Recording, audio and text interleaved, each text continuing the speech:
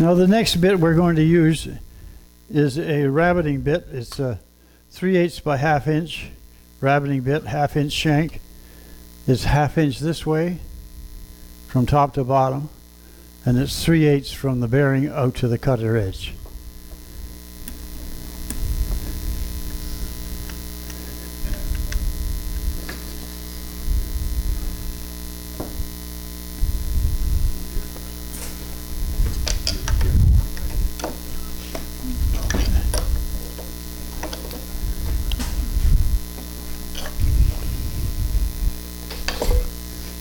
Now you determine the depth of cut by the amount of material that you're going to put in the back. Are you going to use 1/8 glass? Are you going to use a 1/16 piece of plastic? How much backer board are you going to put in? What's the thickness of your picture the picture itself? Is it on heavy board, or is it on normal photo board that you're putting in here? You have to determine the thickness of all those materials that you're going to put in here. That determines the depth of the cut, so that you can still put your glazier points in to hold your picture in place.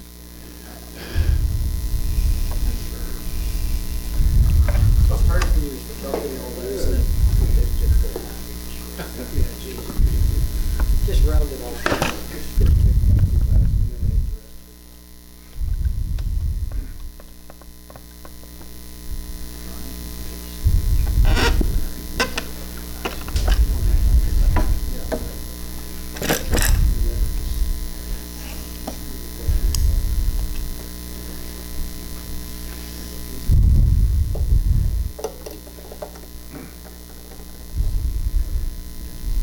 Same thing applies. The cutters are running counterclockwise, so you feed your stock into the cutter like this, not backwards.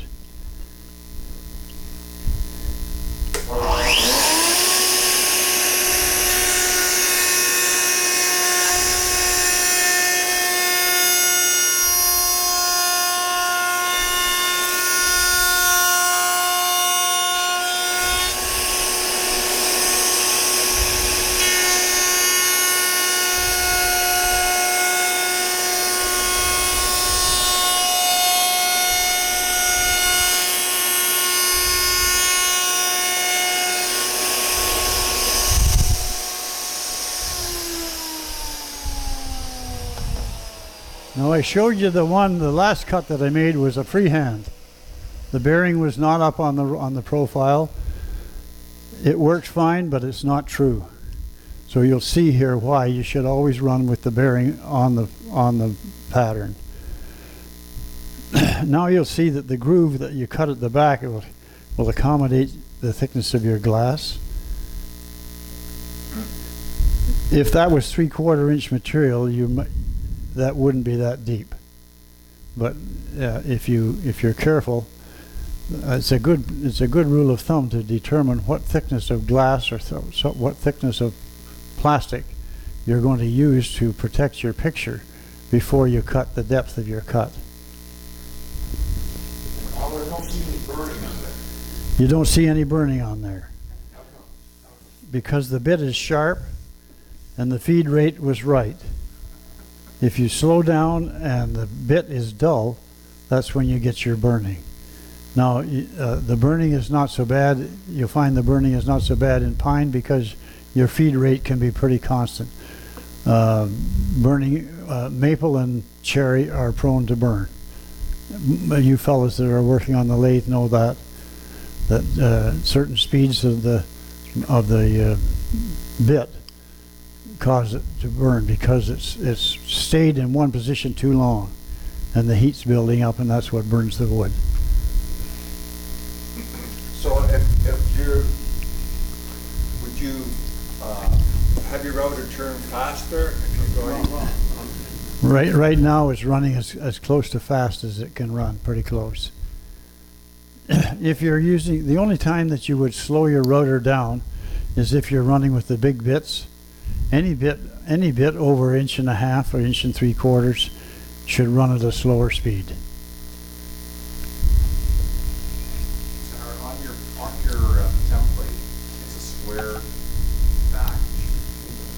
Pardon? On the back of the template, I noticed the square. Yes, Whereas this one you described it freehand round. yes. I'm going to show you how to get that square.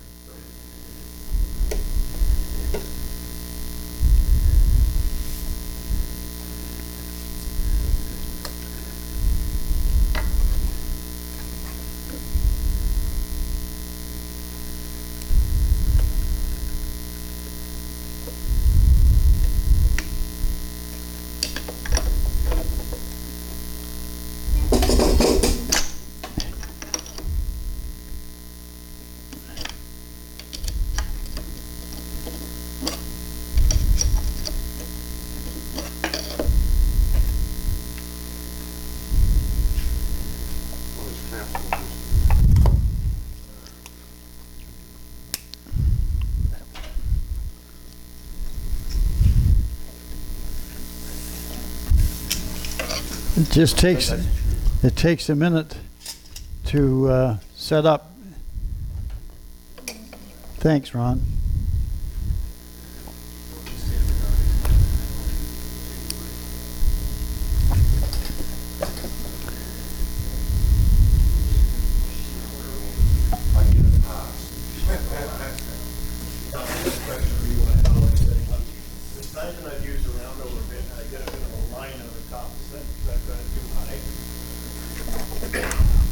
Pardon? Yeah, well, I'm trying to think now. Yes, you've got the bit. You need to adjust the bit because the profile, like Howard was saying, I don't think I have. No, I haven't got a bit that I can. Yes, that's what's happened. Right. You're just trying to get the curve. Yeah. If that happens, then I gotta lower my pitch.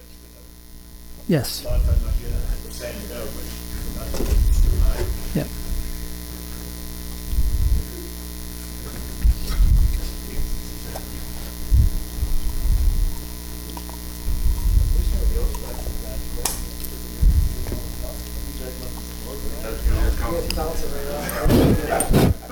We all know the answers. He says you always do most of the talking. This is my bubbly personality. You never ask questions after. The spirit of the mic.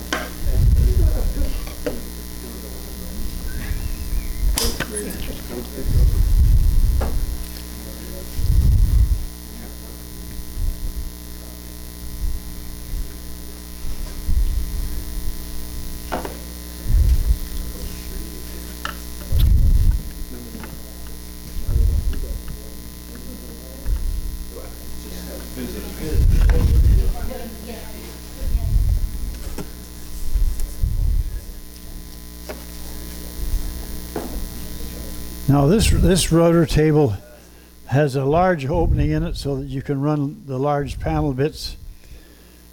And I don't want to use that for a small or a different, so I just don't want that big hole there. Instead of making a new plate like this to fit the rotor, I leave the rotor in the table and I put a small hole over top of it.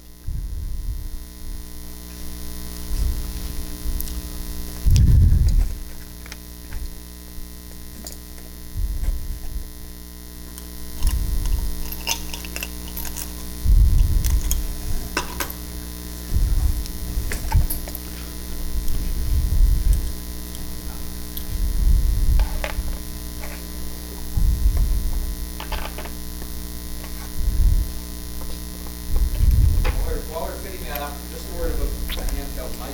You might think that it's not necessary to use that for questions that you have, but there's two reasons it's important to use that handheld mic if you have a question.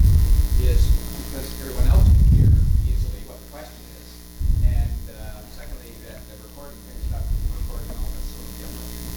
So the questions won't come across. So your comment on all just if you've got a question, just click stick a hand up and or say you have a question and I'll try and stick my What's YouTube? What's the question? It's like a bullet. That's what, Ron, you put in your bicycle. Oh, it's yours, Thanks, Don. Now we've put a pattern bushing into this auxiliary plate that we put on it, which is reducing the size of the hole. It's also allowing to install the bushing into the center of it, because we're going to use the rim on this bushing as the guide.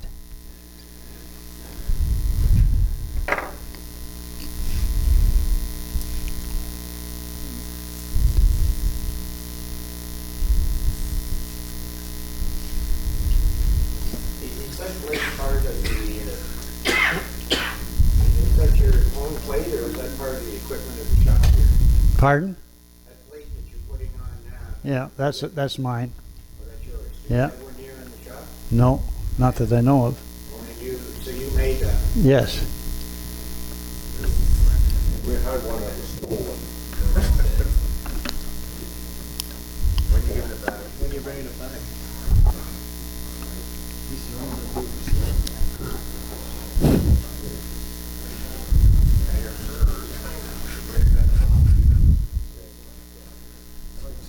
Do you want me to move this one over?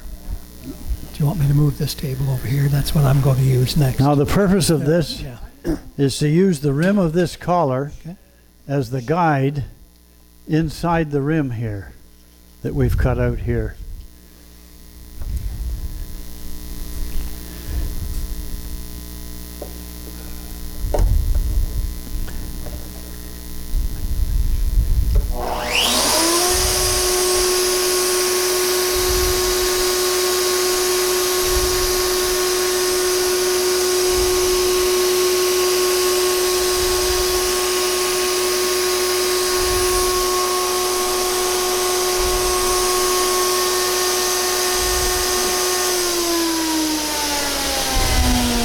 I've used the wrong bushing.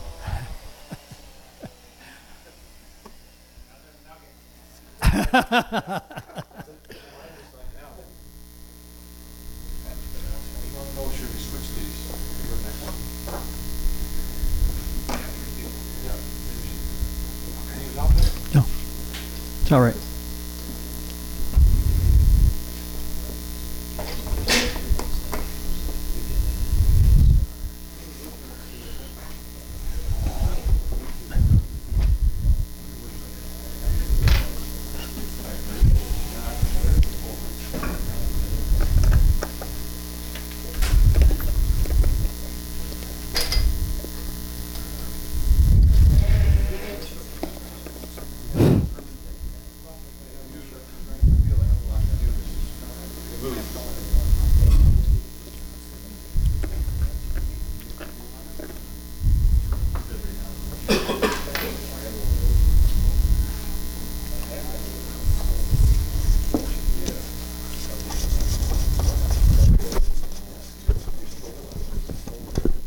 If you're buying a set of bushings, be sure that you're buying the brass ones versus the steel. Brass bushings can be tightened by hand. The steel ones, you tighten them by hand, but they'll vibrate loose on you.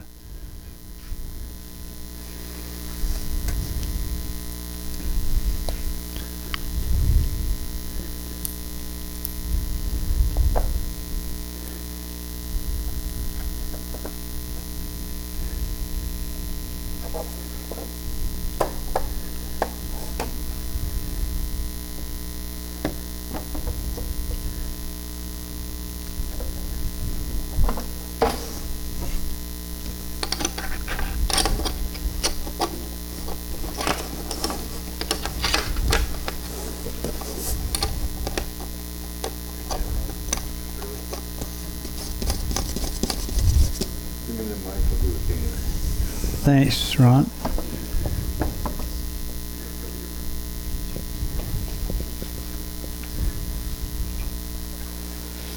Critical with the placement, eh?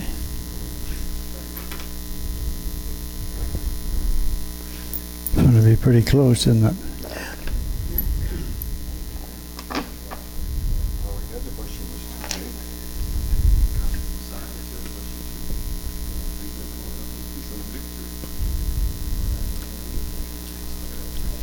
You gotta be able to get close to the wood. Yeah.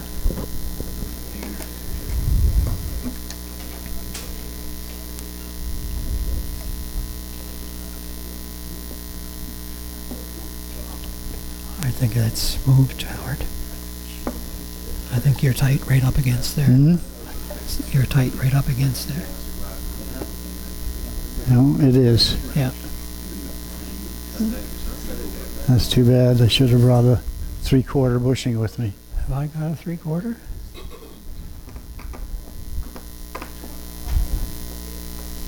Is that a 3/4 or a 1? That's a 1. That's a 1.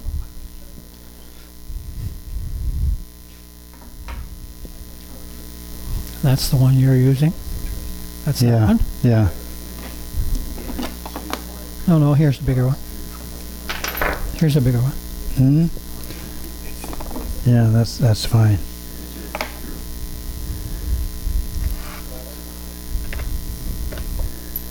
Just pardon me just for a minute. We get things straightened here.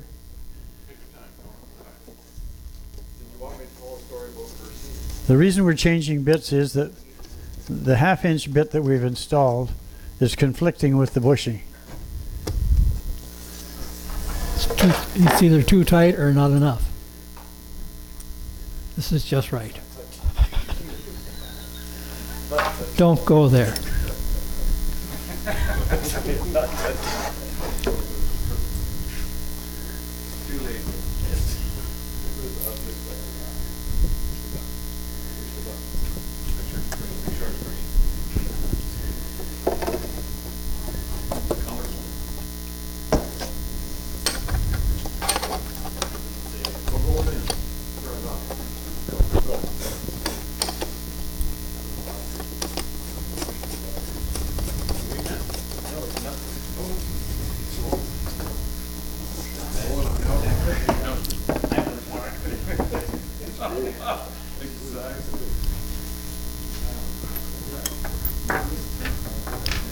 Maybe I'm getting ahead of myself, but are you going to explain about different types of bits and how to determine the size?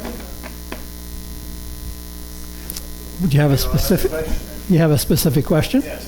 When they say about, like Howard mentioned earlier about the bit, it's like say 3/4 or whatever. Is that the diameter of the cut, or how do you, like, what are they referring to? When I say it's a 1/2 inch bit, it's a 1/2 inch shank with a and then you'll describe the size of the cutter. This is a 1/2 inch cutter. Okay. So then there's other, That means other measurements too. There's that the length. measurement across the top of the bit is only a 1/2 inch.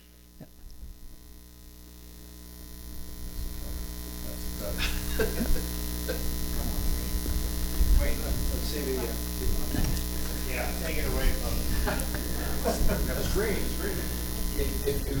if you, this is the catalog, each time they, maybe 6 weeks or whatever, and they look, usually in the middle of that catalog, there's 2 or 3 pages of rotor bits, and they have all the dimensions indicated there. You can tell by looking at the different diagrams of the rotor bits, what those dimensions refer to, whether it's the shank diameter, whether it's the actual cutting diameter, whether it's the height of the carbide on the bit itself, and that'll help you familiarize yourself with the, I look at it quite differently. Okay, that's what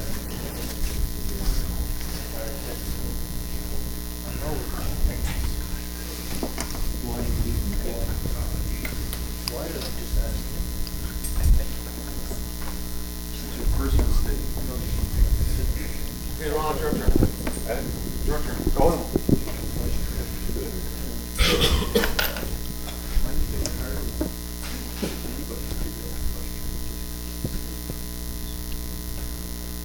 Now I mentioned a while ago that sometimes you'll forget to tighten your bit because you're too busy putting other paraphernalia on your table.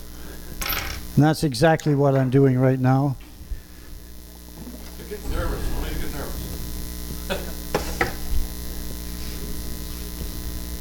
There you go. You looking for that?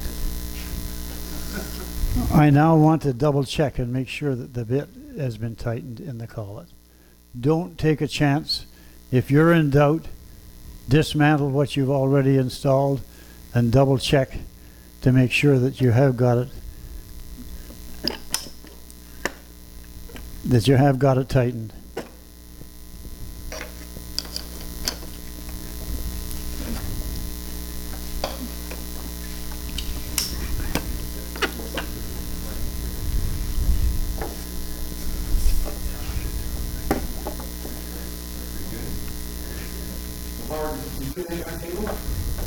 Yes, I did. I have another one at home, but it's a bit too big and clumsy to transport because there's a big cabinet underneath it storing a whole lot of tools. This is a much easier one to move around, put in the trunk of the car. And now you'll notice that this is a round faceplate that's in the base of this, and Don's is a square plate. My other router has the square plate. I found that these round ones were a very nice plate. They were sold by Lee Valley, but I think they've quit selling them, and I don't know why.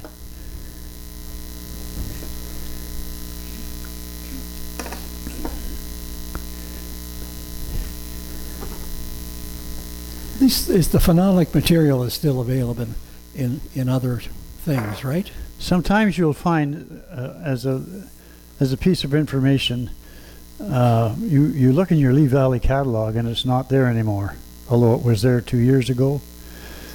I find that if you phone information in Ottawa, if he's a knowledgeable person, he'll look in an American catalog and you'll find exactly what you're looking for, but it's not posted in your Canadian catalog.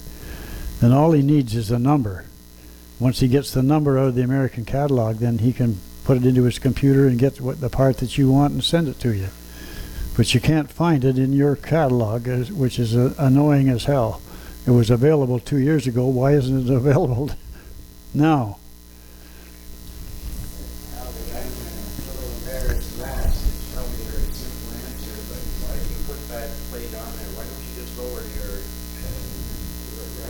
Because I want to use my brass bushing, and the hole in my black plate is this big around. So what you're doing is really just closing the hole. I'm reducing the hole, and the hole is accommodating my brass bushing. Okay, does that answer your question?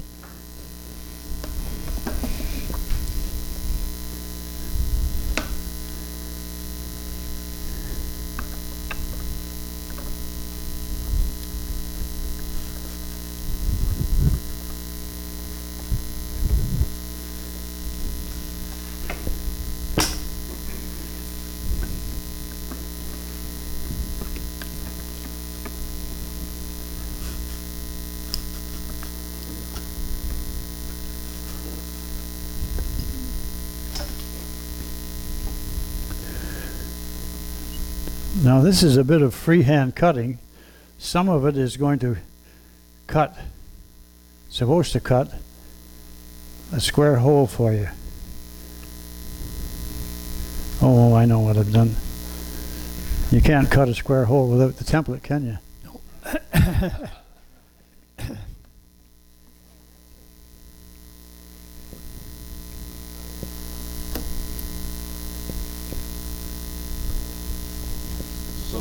And again, you use your center lines that were on here before. So that the brass bushing is going to Wrong.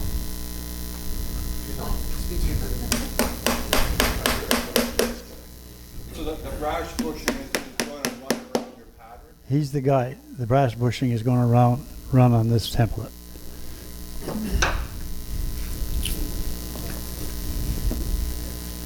Because it's hard to get round glass. True.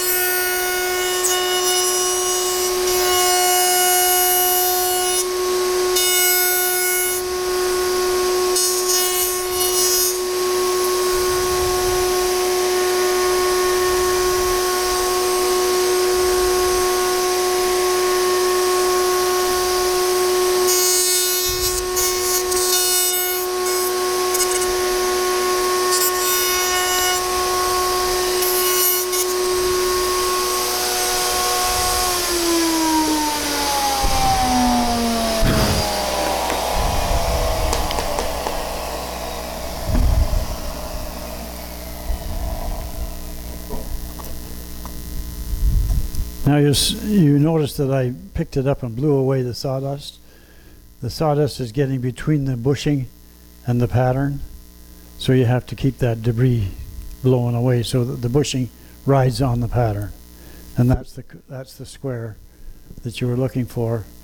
If you go to a glass place and they can't cut glass like this, but they can cut glass square, and it will fit in your.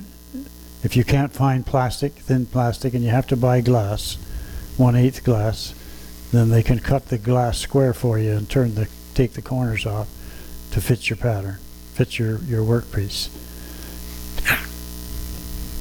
There's very few people that would even begin to cut a piece of glass like that for you in the glass place, because they can cut a circle, but they can't cut an elliptical. So that gives you the square pattern, Rob, that you were looking for. In the back side, you use your bushing to guide a pattern that you apply to the back, and that's all there is to it. It's this pattern is designed to work with your 2 picture frames.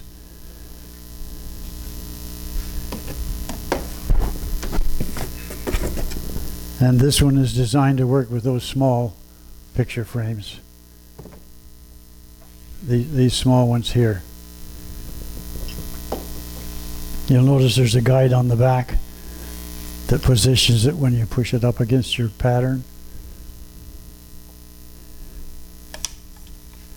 When it's pushed up against the pattern like that, it's properly positioned so that it can't be too far forward or too far back. You determine where it has to go and then put a stop on it like that, so that when you fasten that down, it's in the right place.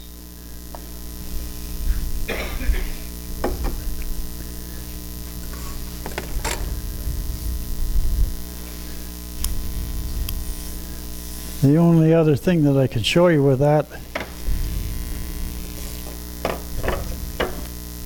is how do you hang it on the wall? Well, the simplest way is to buy the sawtooth hangers that you buy in the hardware store and fasten them to the back. There is a keyhole that you can cut in the top here with a keyhole bit, which will cut the cavity in here for you to hang it flush on the wall.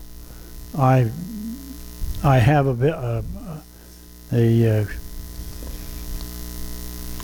all it is a little small hole like that, and you put a 5/8 bushing that runs in the hole. You center that over that like that.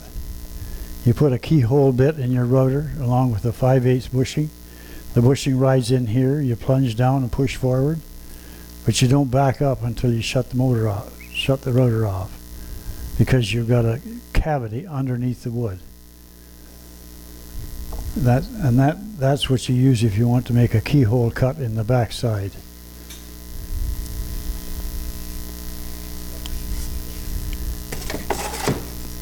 That's pretty well how you make a picture frame with the cavities at the back and the proper profiles on the front.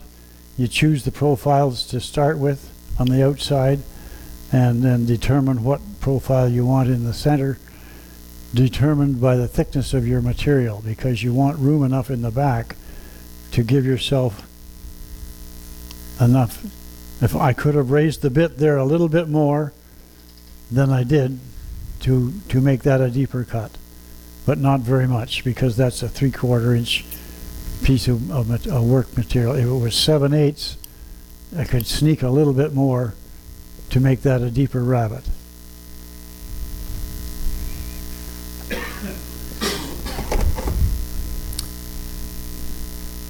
So you're finished there? Before we finish, if anyone wishes to come up and try and make a cut, I'll be happy to set the rotor bit up for you, and because I have some patterns here that you can practice with if somebody would like to try one before we'll give Don a chance to do what he wants to do. And if you wish to come up and try one, I have some spares that you can give it a shot. Go ahead, Rob. Let the Band-Aid. We are planning on taking about a 5-minute break. Okay?